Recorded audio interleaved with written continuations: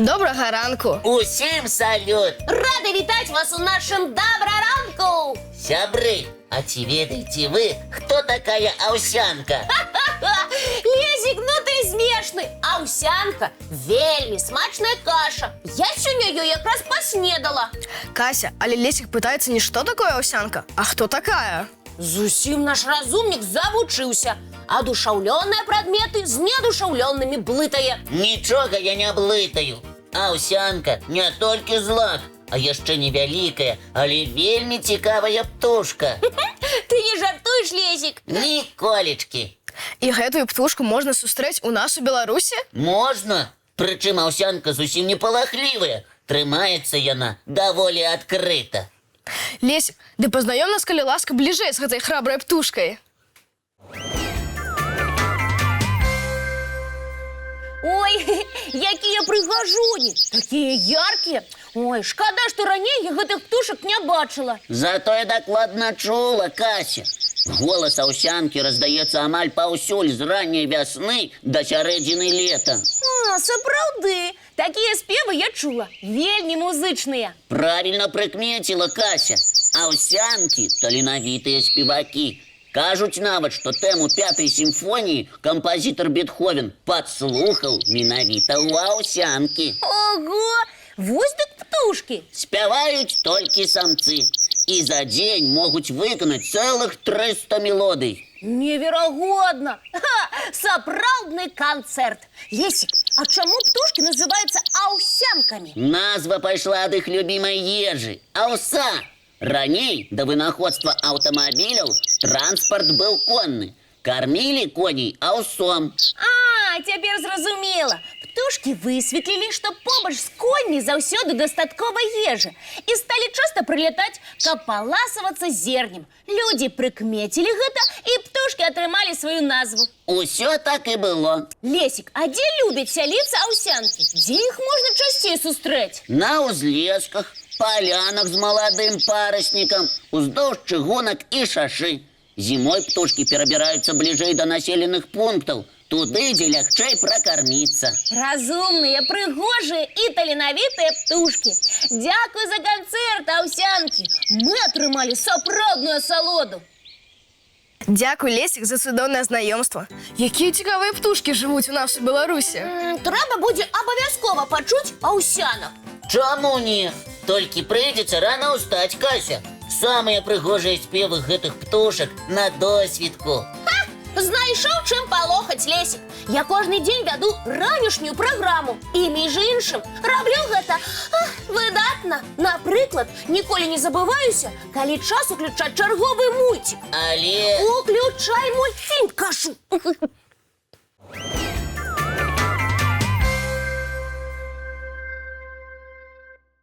Сябры, адкажыце, вам падабаюцца фантастычныя кнігі і фільмы? Мне вельмі. Я люблю чытаць пра іншапланецян. Ой, і мне падабаецца фантастыка. Асабліва тая, дзе за людзей працуюць роботы. Што, Кася, марыш, каб робот за цябе на заняткі хадзіў, ды дамашняе заданне рабіў? Не, вучыцца трэба самім. Інакш у будучым цікавую прафесію не атрымаеш. Тады што за цябе павінны рабіць роботы, Кася? Як што? Ложак засцілаць, цацкі пасля гульняў па месцах раскладваць, вопратку акуратна развешваць. Усё зразумела, Кася. Хатнія справы табе не вельмі падабаюцца. Вы не думайце, я не ляневая. Просто гэта даволі сумна. Кожны дзень даводзіцца рабіць адно і тое ж. Кася, у такім выпадку у мяне для цябе радасная навіна. Якая? У Кітаі адкрыўся цэнтр навучання гуманоідных роботаў. Дык вось чаму ты, Лесик, пра фантастыку пытаўся. Менавіта. Уявіце, у гэтай установе учарашнія жалязякі ператвараюцца ў кваліфікаваных спецыялістаў. Ой, я хачу гэта убачыць. І я таксама. Калі ласка, глядзіце і здзіўляйцеся. Лесик, а гэта дакладна не кадры з фантастычнага фільма. Не сумнявайся, Кася. Неверагодна. І чаму тут вучацца роботы? Выконваць розныя нескладаныя, але марудныя паўсядзённыя справы. Пакаваць пасылкі, сартаваць бясконцыя правады і нават гатаваць ежу. Ой, просто цудоўна! Думаю, і ложкі засцілаць роботаў таксама хуткім часе навучаць. Чаму не, Кась? Як вы бачыце, у школе для роботаў ёсць самыя розныя навучальныя класы, і заводскія цэхі, і утульныя кухні. Значыць, хутка і спальні з ложкамі будуць. Цікава, а роботы здольныя вучні? Ну, яны дакладна вельмі уважлівыя. Кожны робот слухае адразу 2 настаўнікаў. Ого, а навошта так? Адзін літаральна водзіць жалезнага вучня за руку альбо паказвае рухі праз спецыяльны шлем. А другі? Фіксуе дадзеныя на камп'ютары. Іншымі словамі, запісвае рухі робота ў яго памяць. Гэта каб ён запомніў і потым паўтарае тое ці іншае дзеянне. Менавіта. Між іншым, каб робот навучыўся адрозніваць, напрыклад, патэльню ад сістэмнага блока, а потым упэўнена працаваць з прадметамі, патрабуецца каля 1250 паўтораў аднаго і таго ж дзеяння. Ну і ну. Як не хутка вучацца роботы. Не вельмі яны, аказваецца, і кемлівыя. Ды кемлівыя яны, Кася. Просто ў іх памяці да навучання нічога не было.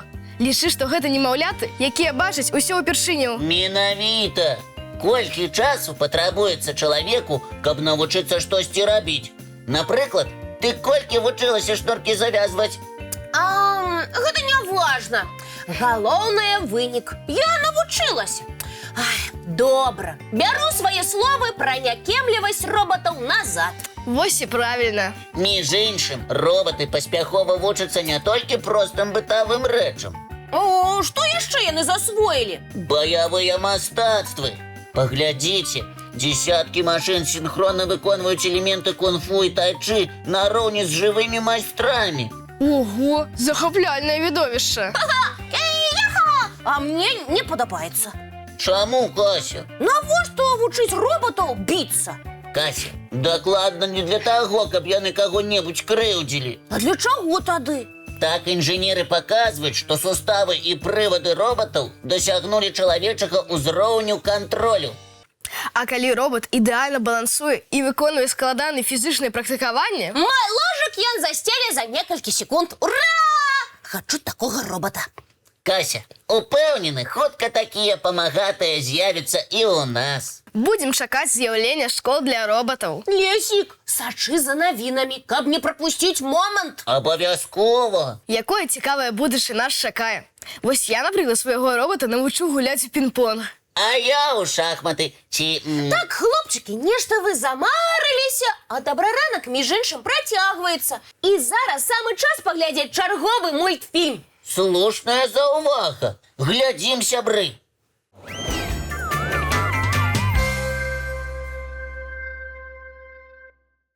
Лесік, Лесік, у цябе выпадкова няма знаёмага сабачкі. Прычым не самага маленькага памеру. Кася, ты што, забылася? У мяне дома жыве лабрадор Юна. Сапраўды, Потап, а у тваёй Юны які характар? Яна вельмі дружалюбная і спакойная. Кася, а навошта пытаешься пра Юну? Што ты задумала? У мяне выдатная ідэя. Хачу папрасіць, каб Юна аднойчы завезла мяне на заняткі, а потым дадому. Вось усе здзівяцца. Кася, ты хочаш прыехаць на заняткі верхам на сабаку? Не, Лесік зробіць мне невялічкую коляску. Вось як. Кася, а адкуль ты ўзяла гэтую ідэю?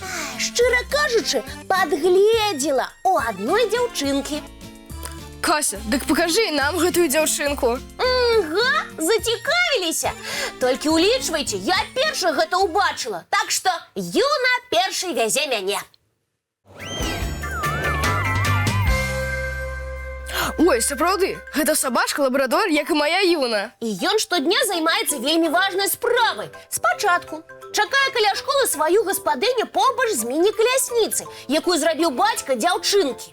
Адказны гадаванец, нічога не скажаш. А потым, калі заняткі канчаюцца, вучні адпраўляюцца дадому пешу ці на школьным аўтобусе. Усе, акрамя гэтай дзяўчынкі, якую з ветрыкам вязе дадому сабачка. Паглядзіце, як акуратна і весела ён гэта робіць. и рухается только по правилу. Ой, молодчина. Бачна, што і гаспадыні, і гадаванцу вельмі падабаецца такі спосаб дабірацца дадому. Сабачкі любяць рабіць прыемнае для сваіх гаспадароў. Гэта я дакладна ведаю. Дык што, Потап, папросіш, каб Юна аднойчы давезла мяне на заняткі? Папрашу, Кася. Ура! Дякуй! Лесік, пачынай майстраваць каляску. Добра, Кася, я подумаю над гэтым. Только не зараз. Чаму? Тому что нам трэба ўключаць гледачам чарговы ранішні мультфільм. Ой, сапраўды. Кася так захапілася, што на мультфільм забылася. Ды не забылася я, калі толькі крыху. Давай, Лесік, уключай.